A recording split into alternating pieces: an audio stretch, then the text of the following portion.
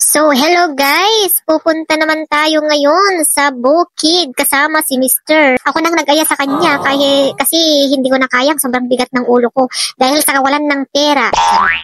Hindi. Kahit na lang kahit ko lang pag naapot syempre makabandog met ang dalat na tuwag tigi balay. Natural iyon non natemet adagiti dapan tayo kaskada dagiti ururat tayo mariknak may ki kukukut met dagiti ururat tayo unte gaputi lamiis na nga kasapulan nga maunon natuteng ipaglapag na. So nagmayat guys nga mapanmet iwan ti taltalon. So ito ngamin awaway ti may isang makita kit iti pakalaan ti peace of mind nga sa paglalakad pa lang at paglanghap ng sariwang hangin sa pangtanggal siya rin ito sa pantanggal ng stress. Alam niyo kung bakit pinili namin dito sa bukid? Anyways, marami namang dagat yan na pwedeng pasyalan. Yung garon ti problema ki medyo adayo lang. So ito yung baglang ti bukid na mabalinti nga pag naon lang motoran lang maminano lang tarayan mapanday pa ti dagat oras pa ti abutin na no makapan tayo no nakadanon tayo dyan napampandog tayo. So ito na nga ang pagpunta sa bukid ay maraming benepisyo. Alam niyo kung bakit? Isa din dito ang para sa peace of mind. Una na rito yung mga pag-alis ng stress. Yes.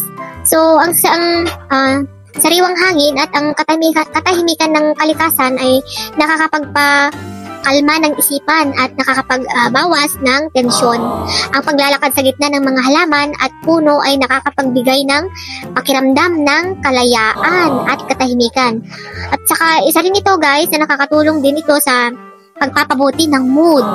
So ayan, dinaangot ko pala kita bulbulong itangin na permimit nga awan kasi lamig kat problema. So ang pagtingin sa magagandang tanawin at ang pakikinig sa mga huni ng mga ibon ay nakakapagpagaan ng loob at nakakapagpasaya. So nakakapagbigay din ito ng pagkakataon para sa self-reflection na tinatawag. Ang pagtingin sa magandang tanawin at ang pakikinig sa mga huni ng mga ibon ay isa rin ito na nakakapagpagaan sa loob at nakakapagpasaya. Nakakapagbigay din ito ng pagkakataon para sa self-reflection. So yun nga ang sabi ko, ang katahimikan ng bukid ay nakakatulong sa pag-iisip at pag-unawa sa sarili. Maaari mong gamitin ang oras na ito para magmuni-muni, magplano o magpahinga lamang. Nakakatulong din ito guys sa pagpapabuti ng kalusugan. Ang paglalakad sa bukid ay isang uri ng ehersisyo na nakakapagpabuti ng sirkulasyon ng dugo at nakakapagpalakas ng katawan. Ang bukid ay isang ligtas na lugar kung saan pwede kang makalayo sa mga nakaka-stress na tao at sitwasyon. So, ito ay isang lugar kung saan pwede mong mahanap ang iyong panloob na kapayapaan at maibalik ang iyong balanse sa buhay.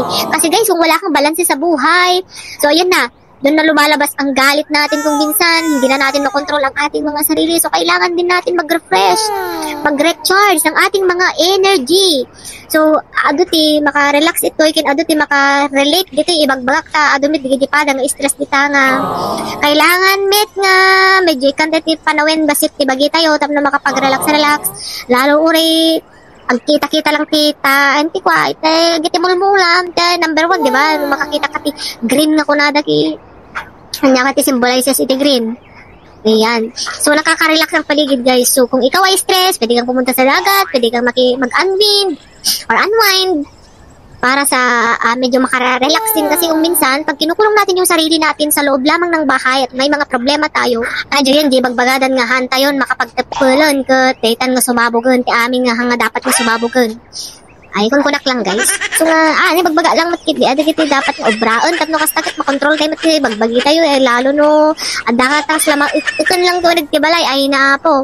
Kasapulan tayo met basit iti panawin ti bagi tayo nga wala pagnala kailangan tayo mamasikatan kasi naganti araw kailangan tayo nga wanti makita tayo sa bali nga taon dikat sarili tayo lang